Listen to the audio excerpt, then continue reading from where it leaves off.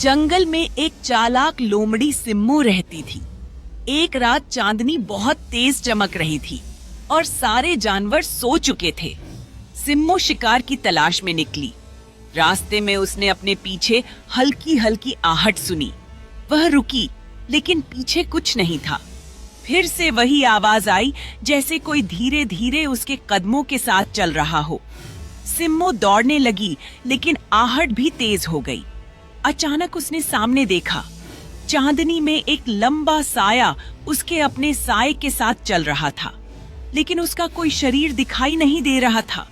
और फिर वह साया धीरे धीरे उसके करीब आने लगा।